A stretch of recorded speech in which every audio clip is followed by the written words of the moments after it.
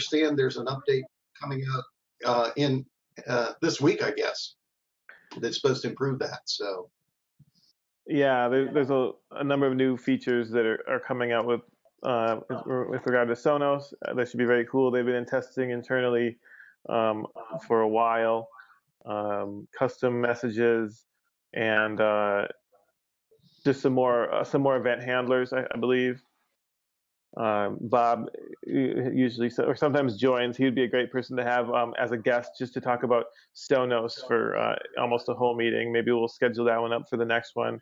As I mentioned, trying to get some more agenda items down and some guest speakers to specific topics, and I'll also try to ask for some pre-seeded suggestions of topics and questions that people have going forward. Yeah, kind of to touch on the Sonos stuff, there's actually a release candidate for the hub that's coming out pretty soon that will fix a few minor issues that kind of got exposed to customers, especially on the LAN connected devices, and it will really stabilize a lot of things. So if you're using a LAN connected device or developing with the LAN interface, this next upcoming release, that's a release candidate right now internally, should take care of a lot of things. Doug, you might not be able to answer this one, but you sit closer than I do to Scott. So have we talked more about how we're rolling out those hub updates right now, those firmware updates, other than when people sign up for labs, we push updates to them? I think he's been thinking about this and kind of trying to digest it internally. The problem, with automatically doing updates, if you set an update window right now, is if you go from an old release to a new, there was a bug where your presence tags would flake out and they would time and say you're gone and then you're back again. And that has since been fixed. So if you're actually on the current labs, that won't happen. So I believe the goal would be to set an update window personally, and you would just automatically receive the newest in that update window. Alternatively, I guess we've been talking about having possibly doing a tile on the mobile or whatever else, which probably comes more back to Ben. But trying to figure out the best way not to piss off anybody or make any disruption in anybody's normal daily lives, right? Right. Now that we're not just updating some game or something, we're updating potentially people's lights and thermostats and whatnot. Or at least how they interact with smart things. All right. I can't tell if Todd has walked away or not, but Eric, getting back to you. So you're relatively new to the system. What has been the main things that you enjoy about the system? Where do you see the biggest gaps right now? I guess for me, the biggest gap is probably I'm an Android user, and so yeah, I'm fine with the Android, but I understand that there's some stuff on the iOS side that I don't get to see yet. So that, frankly, I wouldn't mind doing a lot of that stuff through the initial configuration and stuff through a web interface. And in fact, I've been trying to do as much as I can through the developer side of the interface. A few things are exposed there. But yeah, the Android thing, I guess, is a biggie for me. It's a kind of a clunky interface right now. I got I had some success with the Sonos. I actually got it so I was ringing a bell on the Sonos that's in this room, which is a Sonos Connect that's driving a stereo amplifier. But I couldn't get any of the other Sonos units in the house to respond. Now, most of them are paired stereo pairs, and I understand that may be a bit of an issue, but I even tried a Play 3 that I've got that's not, and I couldn't get anything to go to that. So that was sort of confusing. Did you have it so it actually was connected to SmartThings already? Like you could actually select it? Actually, the Connect seemed to go pretty well. It recognized all 9 devices in probably 3 minutes. And then I was able to put those into the Smart app, but none of them seemed to respond, and I thought I was completely dead, and then I selected the one Connect box that I've got in this room, and it worked. So who knows? Yeah, that's really interesting. I don't know why it would fail unless maybe it's IP change since you did a discovery and it didn't rediscover correctly, but it's No, weird. I assign everything reserved IPs off a DHCP server because I've got a fairly big network here, and so none of the Sonos devices would have changed IP since they've been installed. Okay. Yeah, that's interesting. I wonder if this new fix would like actually resolve any of that, or if that's something else going on. Well, I figured I'd wait for it and give it a try. Yeah. It would be worth putting a note into support as well, just so they can at least see that and what you're experiencing. I'm assuming that you're on the Labs release build. Okay.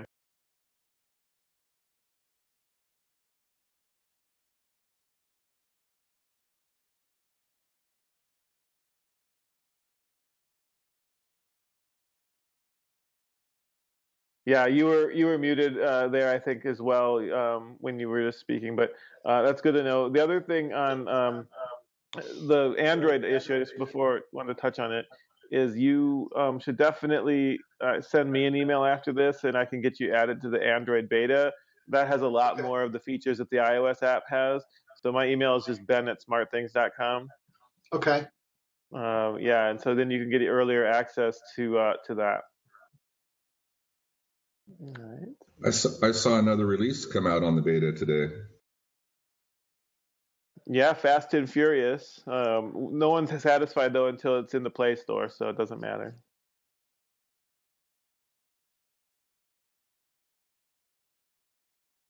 In fact, I just started to install it right now. I'll give you a live update.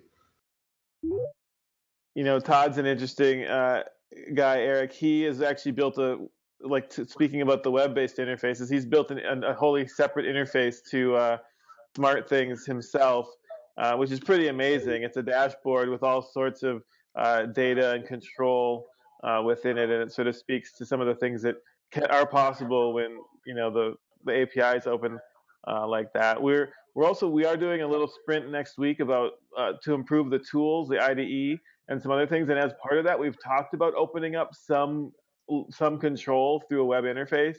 I'm frankly a proponent of it, except that I don't want to put it out in a rushed manner. But I would like to have it be as a nice way to support other devices that aren't iOS and Android. We get the occasional Windows phone call, and what I think about that is I just say, okay, you can use a mobile web interface for now.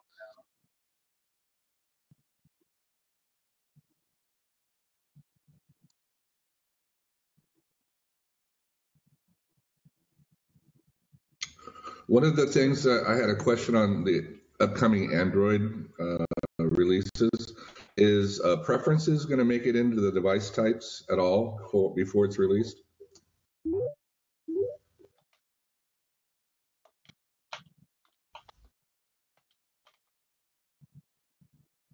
Hello? Ben, do you know that? I was personally am not you, connected to that. Yeah, I was asking you the same thing. I was thinking Ermin would be the guy that might know that. You should follow up Todd in the core group. Those guys would know. I'll ask internally here and see if I can get an answer. Thanks, because there's a lot of things, especially making child devices, that I want to have specific for the installed child.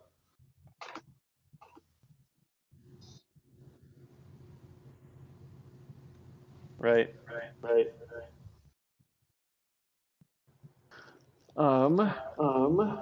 So one of the other things mute Todd for a second. One of the other things that's underway that I can kind of talk about, but it's super preliminary, is an overhaul of the build.smartthings.com forums.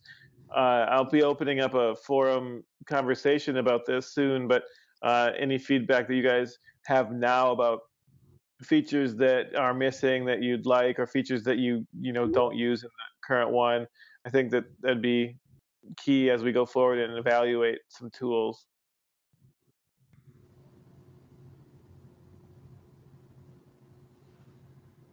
There's my comment. Where you posted it in? Oh, yay! Oh, yeah.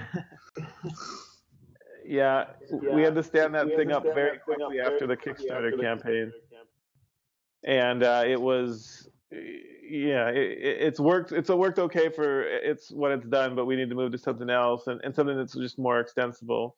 We're looking at vanilla forums, but there's a few others out there. So if anyone has suggestions, let me know. Like moving away from Zendesk and creating like a different solution? The Zendesk ticketing system for support will probably remain intact, but we want to have a better community experience instead of the build.com stuff. So better forums, the ability to create, your own forums in private or public forums, and just some greater user tools so that you guys can like vote things up or down, that sort of thing. I would check out bbPress as well, extension to WordPress's solution as well, because they have a ton of extension add-ons for voting and stuff like that. Highly extensible. Yep, that's in the list. I haven't used vanilla. Cool. All right. Had a few more people join. Okay, go ahead, Eric. I was just going to say, one other thing I'm interested in is what can be done down the road to provide some autonomy to the SmartThings box that's in my house, as opposed to running off the cloud. Even though I'm in a major metropolitan area here, I'm just in Falls Church, Virginia. We frequently lose power here, and we often lose internet connectivity. And I've got a 20 kilowatt generator sitting outside. And it would be wonderful if all my stuff kept working, but if it's all coming off a cloud, I've got power, but I don't have control. So, even if it's a subset of the full functionality, I would be interested in what could be run locally. Yes. Yeah. It's the question that gets asked just about every office hour. And, I think it's a good one. I think we've sort of commented in the past about where we're at with that and where it potentially could lead us. I don't think that the current hub itself could actually handle much of the application logic locally. I think we would need a beefier version of the hub, and we are working on something like that. But having some device, having some of the stuff cached locally and then checking in with the cloud is certainly an option. I don't know if, Doug, you've had any of the discussions on that, but there's a few things I can point you to that are rather old now, but they're still sort of apropos to what we're thinking, and why we chose to be cloud first versus like building it from an internal network out. Yeah, I certainly think for the build and for a lot of the app development, it totally makes sense. So I would not be the hardcore guy saying, everything's got to be local, but I do think there are some valid use cases for it. Agreed. Yeah, yep. I think we definitely share that vision in general. And if you listen to some of the stuff that one of our founders, other than Ben, I mean, he's probably the best one because he's online right now. The CTO, Jeff, was saying is trying to push some of that logic down into the hub so you can have faster response times and more like battery tolerant or power tolerant, whatever you want to say. Like if the power is out, you don't have to worry about opening your door if your door is there. I mean, there's obviously some things that aren't going to work in that use case when it's a cloud-to-cloud thing. Like you're going to still have to rely on having internet for some of those things. But alternatively, like for the current stuff, you could have, have you looked at that Cradlepoint? It's like a battery backed up, cell backup type thing, and you could connect like through that for your internet. So your primary internet would go out by your cable modem, and then when you're out of power, it would go out via the cell interface. So I mean, there's like ways to get around it right now. Not ideal, but there is things you can do as it sits right now. Well, of course, we always remember the last disaster, and the last disaster we had was that Derecho storm that came through, and we were out of power for a week. And so we were cooking along on natural gas running the generator. But what we saw happening was that the cell tower started to fail because whatever they were using for their UPS, after a few days, they were either out of gas or out of juice. And so immediately after the storm, they were all working, and then they started dropping off later in the week. But hopefully we don't get a lot of those. Right. My concern is not really like power issues or things like that, but just the cloud itself not being as responsive as it should. Like yesterday and today, I've had to like unplug the hub and plug it back in so I can turn on, like, for it to react again. It's like in a stuck mode or something. Like sometimes what you'll do is you'll shut down your like you'll force close the application and then come back and it works again. But then 10 minutes later, say you want to turn off a dimmer or something, we're back to like it not responding and then have to force close the application and start again. So I don't know if there's like a place where I can look like a status of like the cloud and see how things are in terms of like response times and stuff like that. But it would probably, I'm just trying to figure out, is it something my end or is it something maybe on your guys' end? I'm not sure. So yeah, well, I mean, I think you touched on a lot of different things. It is concerning that you've had consistent issues the last couple days. I haven't experienced it, and so it's not like a system-wide thing, and that's why I'm, I'll be interested if you've submitted any sort of feedback to support at all. I can certainly send that forward to them that says you've had some issues. I know you have a fairly extensive build out, but still that shouldn't affect the cloud stuff. And then as far as the status page goes, I think that's in the works. But we thought it was premature to get it pushed out there yet, but I think we'll definitely have a way that you guys can see status of all the systems and all the servers in some fashion soon. Okay, cool.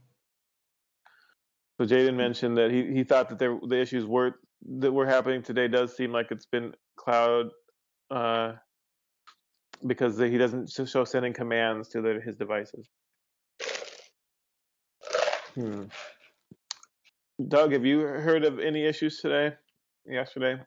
Yeah, there was something going on in supports that somebody has contacted about slowness and latency. I don't know exactly what it was off the top of my head, but something came up earlier this morning, so I don't think it's just Atom by any means. Right. But like we definitely would like to have a way that you can check. And I think it's just a matter of time on a lot of these priorities, because it is kind of annoying that you can't even find out like what's going on, right? Like you're kind of like, is this my problem? Is like, are they having issues? Like there's no way to pinpoint anything. Yeah, like if like for example, last night I came home from the gym and usually like my presence tags will tell like the lights turn on and everything in the house. But yeah, it didn't do that, and it's happened a couple times like in the last 48 hours where I came home and it knows I'm here, but it doesn't action things. Like things don't happen. So it's kind of strange. So I don't know. Maybe I'll submit a support request, see if I can get some of that. Yeah, it'd be good because we need to dig into like the actual reason. And if you provide a time or something, like some background, we can look into the details of why it's happening and possibly come up with a fix in the future if it is something that's like a bug on their side versus cloud problems. Yeah, there's a certain amount of just scaling and that sort of growing pain, but if we haven't been able to identify anything that we couldn't solve yet, so we just every time there's one of these issues, we resolve it usually by collecting data and probably usually not just throwing hardware at it. We can usually fix little things and optimize. So, all right. Looks like John just joined us. Hi, John.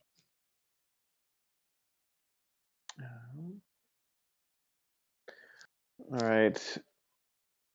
What else? I know, Doug, you have to leave soon. All right, go ahead.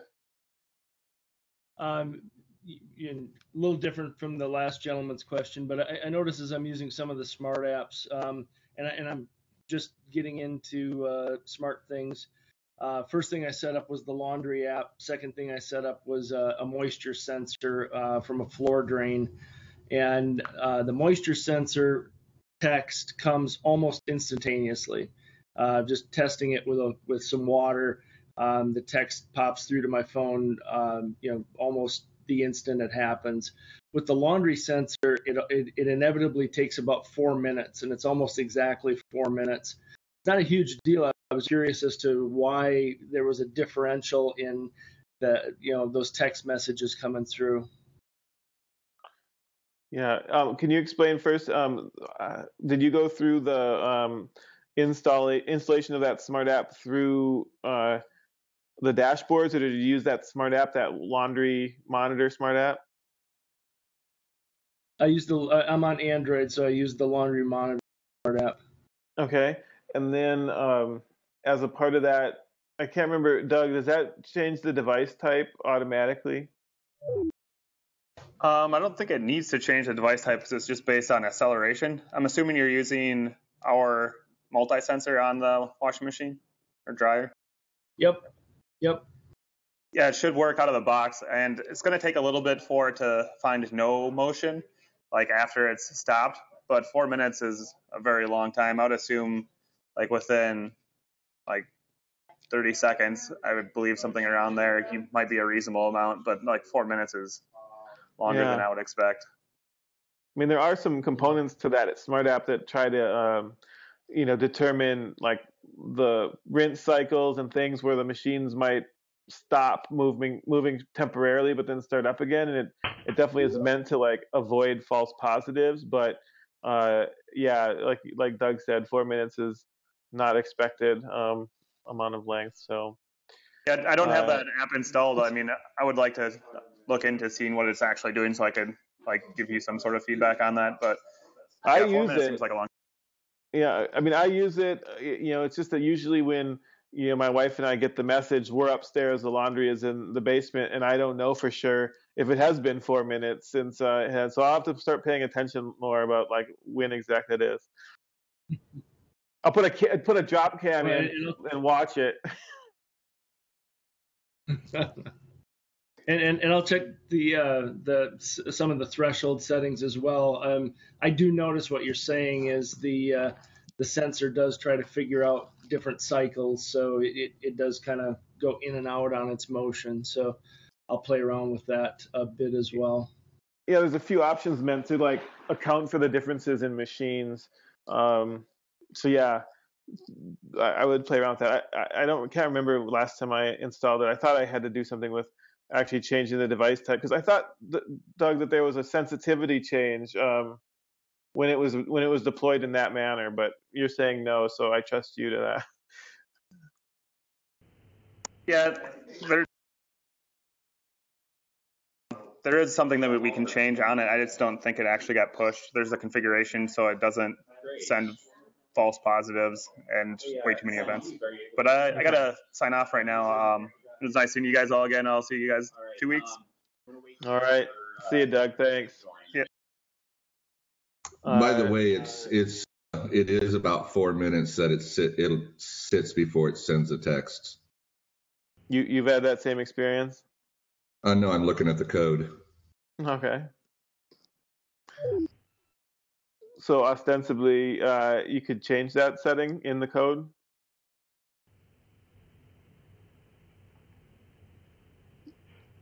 Todd. Yes, sorry, I was looking at the code. All right. Yeah, it's fill time milliseconds. It's a variable that's hard coded in there. So it's 60,000 times 300,000 times something else. Okay. Interesting. Well, I know the guy who wrote that. He's usually sitting right near me. So I'll just kind of, for next time at least, or maybe I'll post something as an update on build site, but as to why 4 minutes, and if there is good reason to keep it at 4 minutes or change it. All right. What else? What do you got, John? Having just joined. Oh, hey. So thanks for letting me come on.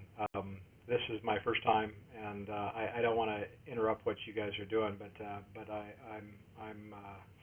want to learn from you guys and hopefully contribute down the road. So I'm coming from Nexia platform and gonna dive in head first into SmartThings. So.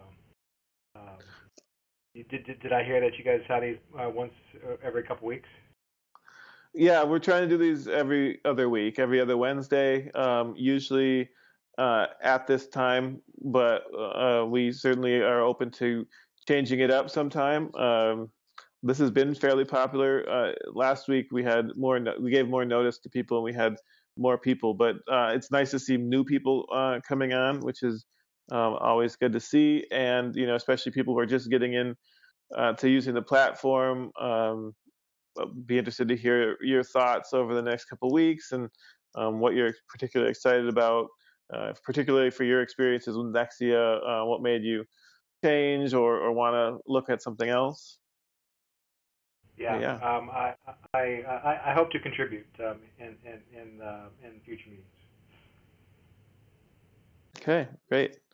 This one is a fairly, they're all really pretty casual. We have a lot of Q&A on all of these meetings in general. We try not to make it be like a support ticket fest, but we'll usually try to have at least 2 or 3 developers here that can get into the weeds and do some more technical dives. We usually have a few people from our core developer team, of which Todd is one. Adam, are you on that team?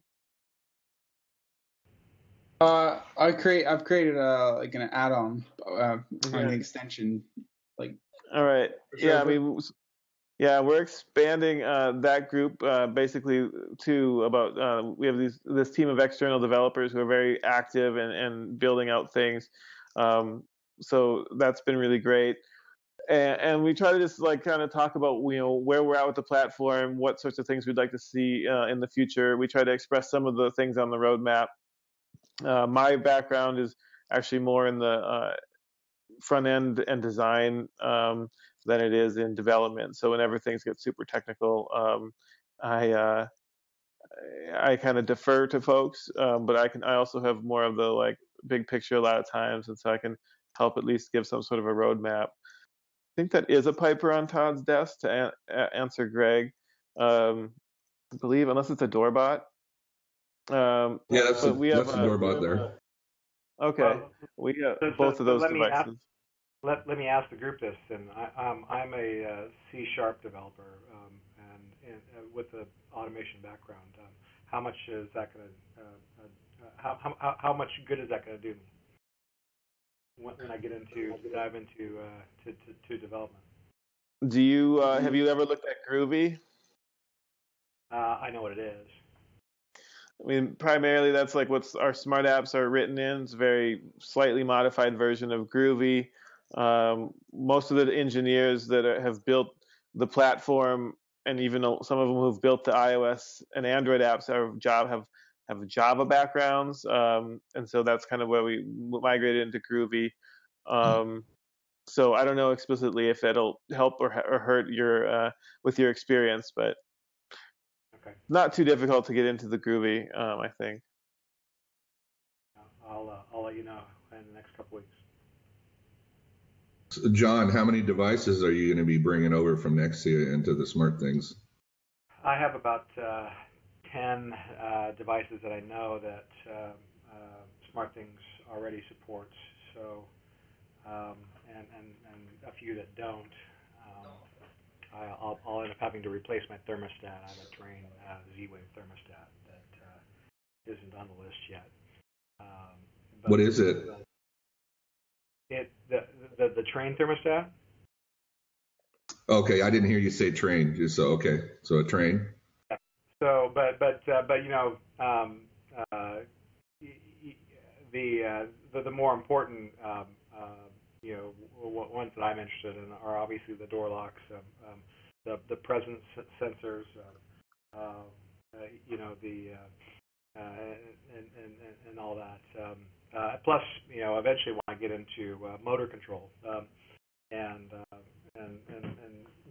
be able to open and close blinds and things like that. So I guess finally the ultimate tie-in is with some sort of home security system. Will be actively exploring. Well, I have the attitude, if I can think it, I can make it happen somehow with using SmartThings, some codes, and some intermediary device, but it's doable.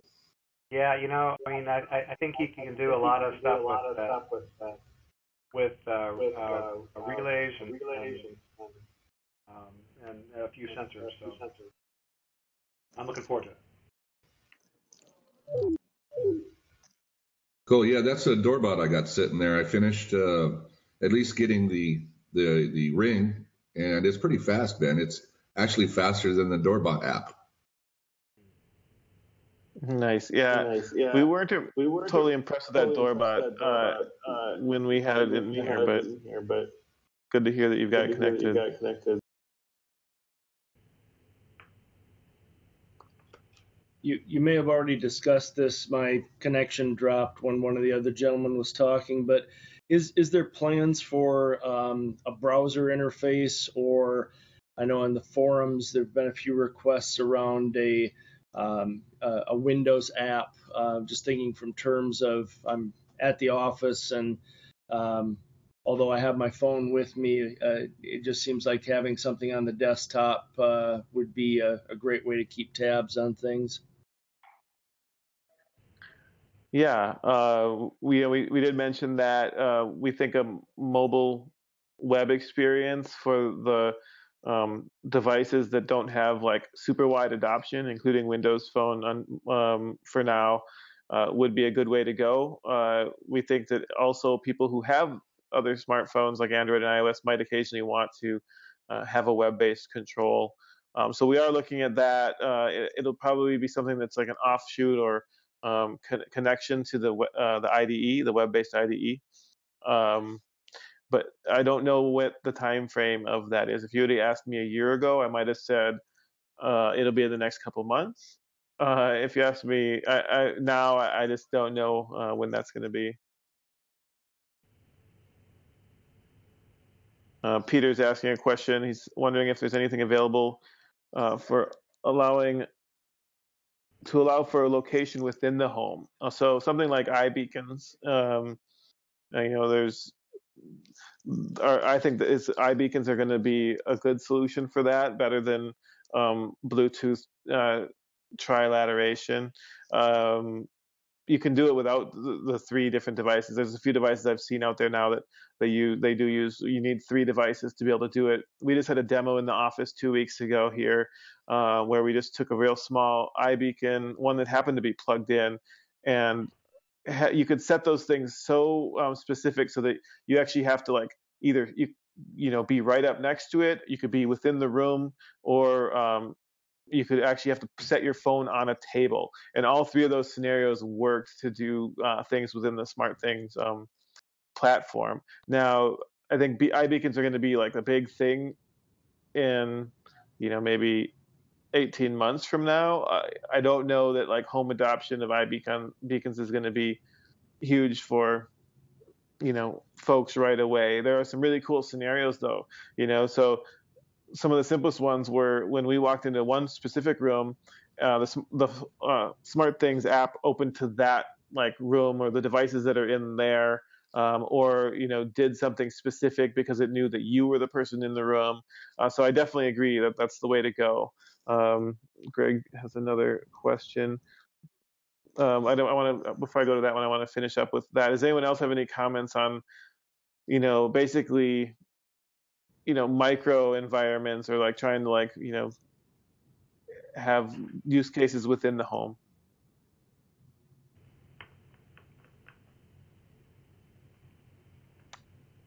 All right, we'll do a full post or maybe do an update on our iBeacon experimentation in the coming weeks to see what's available. We've been sort of working with a few different ones. I know Apple is going to be pushing them at some point, but right now the big push seems to be in retail, using them in retail and not as much in the home, but we'll definitely see. Greg asked about DropCam integration that allows photo bursts. And he asked, how far is that out? The answer, unfortunately, is for us internally who have drop cams and are using them, we have it, it works, and we were ready to release that in January, but we've got a few things to work out with drop cam corporate. They're one of the only companies that has actually sort of held us back and like put the brakes on some things. So we have some things to work out. In the meantime, we're working on a few other camera integrations that can do the same sort of thing. But basically, right now, when I open my front door, or when my front door opens at my house, it takes a burst of 5 photos of whoever's coming through. It's a great feature. Possibly, Greg mentions that it might take away from their DVR subscription. That probably is the correct answer, although there's certainly some security model issues that we have to work out with them in terms of like how we authenticate and save that authentication. But yeah, I have their DVR subscription just because I like to be able to go back and see a week's worth of time, but certainly it would make me think twice if I could just do things with SmartThings and take bursts of like every activity. Yeah, so astute.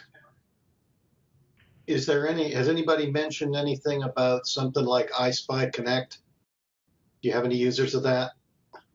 I'm not familiar with that one right off the top of my head. I'm looking at it right now. Oh yeah, that's the one that's sort of, don't they sell those at like Costco and like a bunch of other places? No, I don't think so. I mean, it's basically a cloud service that you've got a local app that talks to your cameras and then feeds it up to the cloud, so you can then look at it from a remote web browser or a remote mobile device. But I was just interested in whether anybody's looked at whether they've got an API. I would think they've got some kind of a web API that would allow you to fire off at least snapshots from the cameras through them rather than having to go to the camera directly, which, at least in my case, I'd rather not have to go to each camera directly. I'd rather go to an aggregation point. Yeah, well, looks like it's written in C#, and there's open source, or there's source code download available. I'd have to look into seeing what other integrations might be possible. It sounds like it's a LAN or IP-based device with a cloud. So there's 2 different routes to integration. One would be on your local network, similarly to how we do Sonos, and the other would be the cloud-to-cloud connection, which is how we've done some other integrations like with DropCam. So yeah, that one's a good one to put on the list. Yeah, I'd echo that one. I've played with IP cameras a lot, and iSpy Connect has been the one piece of software that's really kind of brought it all together. So that one's getting very popular in the IP camera world. Okay. Yeah, the Piper stuff, Greg. We saw that camera at CES. They were like right next to us in the Z-Wave booth, and we've got devices. They sent us devices, and we're working with them to come out with some integration. It's really kind of a cool device in that it's super wide angle. You can shove it up against a wall in a room, and you can actually see 180 degrees and divide that up into 4 different camera views. It's the same camera, but they use software to make it look like it's 4. So I think it's really cool. We'll see. I don't know the current status of integration though, but I think Piper's one of the ones that we like just because it is Z-Wave and it's nicer looking than some of these other cameras.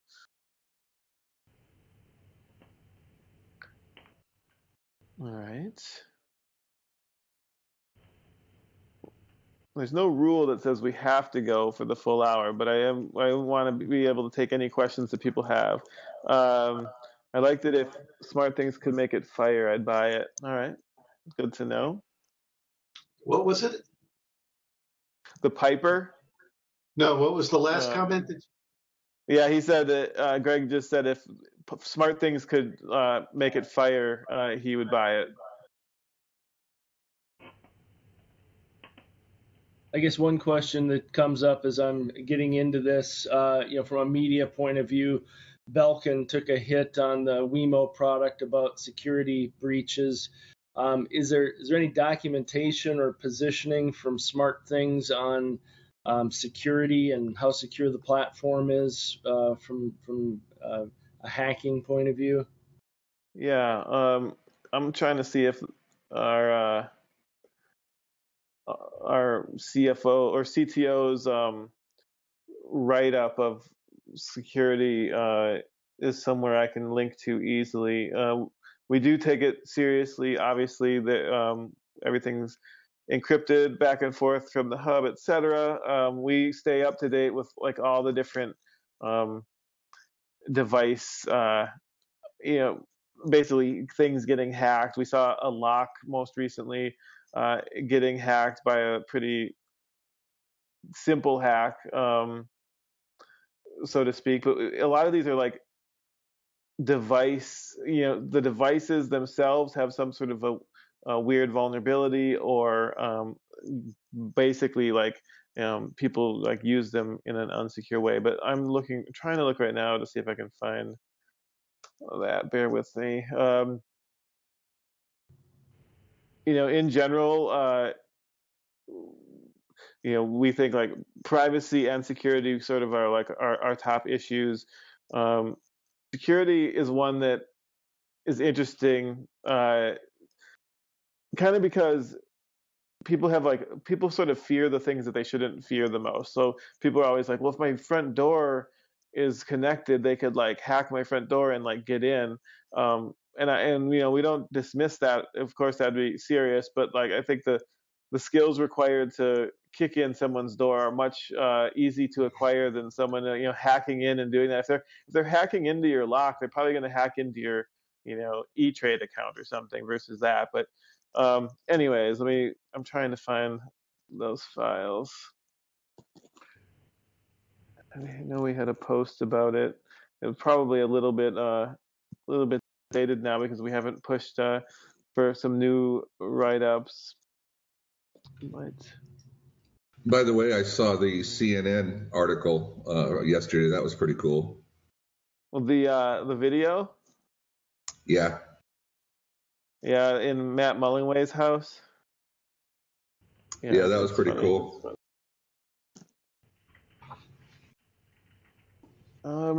I cannot find our Security One page right now, but I will look for that and try to post it. One of the reasons that we wanted to have a community and a big developer community.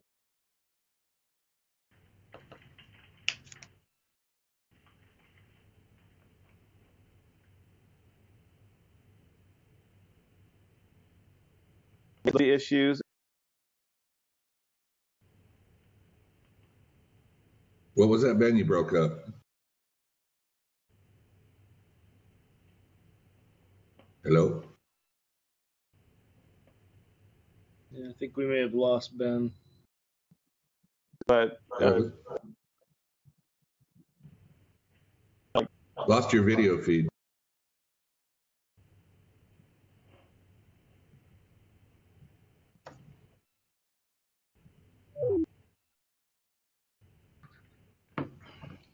And he's gone. Well, hopefully he'll come back.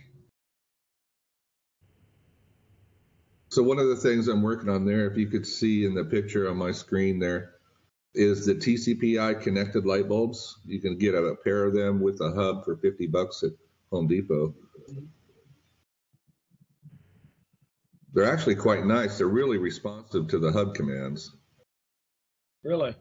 Is that using Z-Wave? No, it's using LoPan 6, it's LAN device to the hub, but from the hub to the bulbs, it's LoPan. Okay. Interesting.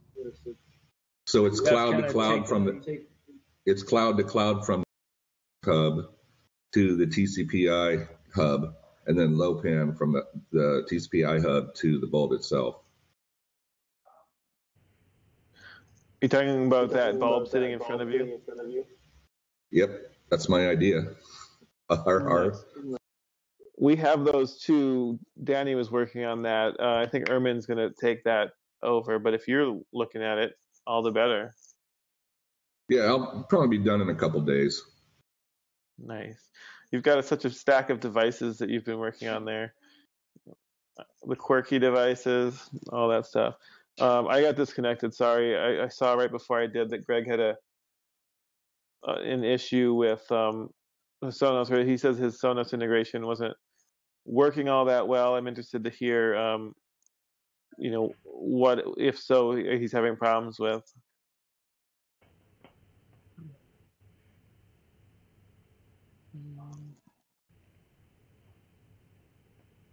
Also, Todd, have you looked at the Sylvania bulbs?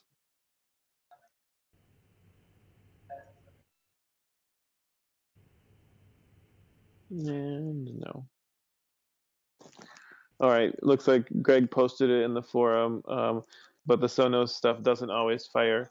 And you're seeing it fire sporadically, so, every third time it might do it, but not like big outages. I had an experience similarly where they worked for a week and then somehow stopped working for another week, and I've elevated it to support, uninstalled and reinstalled them.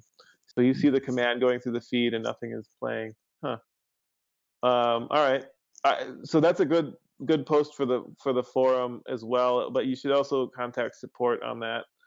Send something through to support@smartthings.com. I'm having a similar issue, and I'll put it up to support as well. The system found all my Sonos products very quickly, installed them all.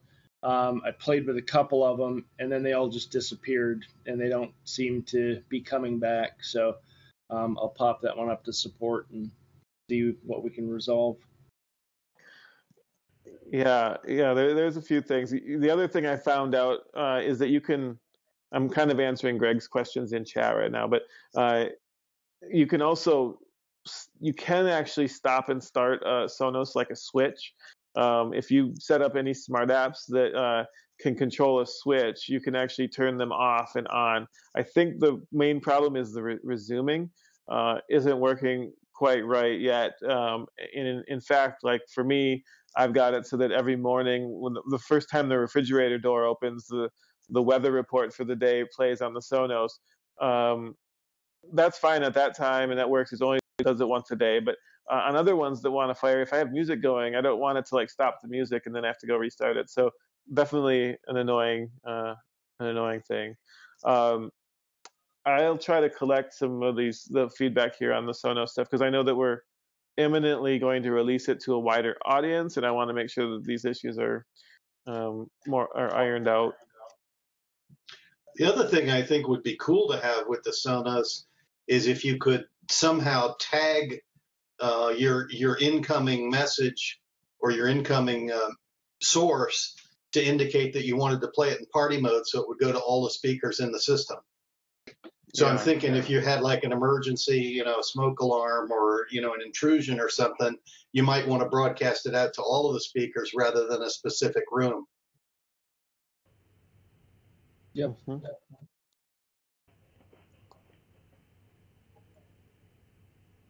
All right.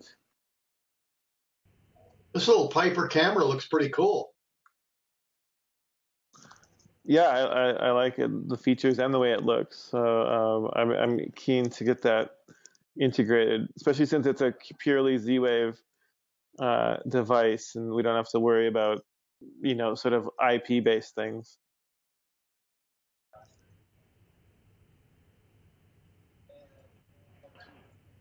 So the one other thing I would bring up that I've been working on lately is my my day-to-day job is in the IT industry, and most of our customers are kind of enterprise level, but I deal a little bit with small to medium business customers, and we're running a couple of experiments of using SmartThings as a data center monitor. The sensors work great for the average small business doesn't tend to have very good climate control. They don't really have a good refined place for their equipment, and SmartThings seems to be a really affordable way to get them temperature monitoring, humidity monitoring. Looking forward to the Piper as being maybe a good camera choice to go with that, and using the detectors for opening and closing doors on racks. So just probably not what you intended it for, but it seems like it's a good viable solution for the small business data center. Yeah, I would think so. What's a Sensiphone cost these days? So I've been playing with the Aeon that is like $60, and that detects motion, temperature, and humidity, and that's that. And then the in-rack guys put them at the top to watch the front and back doors, and they grab temperature as well. And what I'd hope to do is have the motion then kick off a camera once I get around to getting a camera in the mix. But especially with the small business guys, they don't have a lot of personnel. They don't have a lot of people to monitor things. So if they can keep an eye on stuff, and most of their problems occur from somebody trying to be helpful and fix something and not know what they're doing. So the idea of being able to keep an eye on who's opening and closing rack doors is very popular. Yeah. We used to use Sensiphones years ago, and I'm just looking at their prices. It looks like the cheapest one's over $400. And I don't think that's with any sensors or anything. That's a neat application. I like that. Yeah.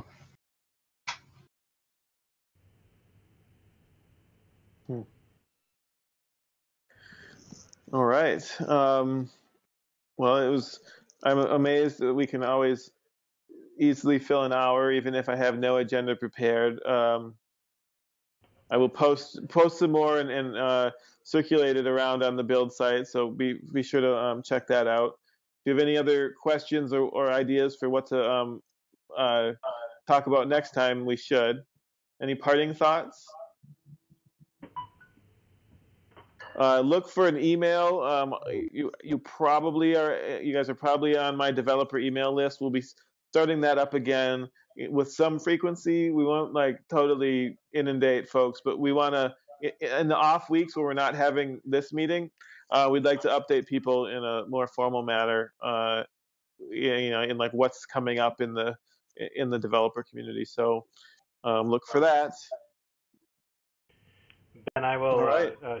I'll shoot you my email, Ben, so I can get on that list too. All right, sounds good. Yeah, anyone who wants early access to Labs features, Android betas, or in the developer email list, just let me know. Very good. Thank you. All right. Yeah, Thank you, thanks, guys. Ben. Yeah, talk to you later. Bye.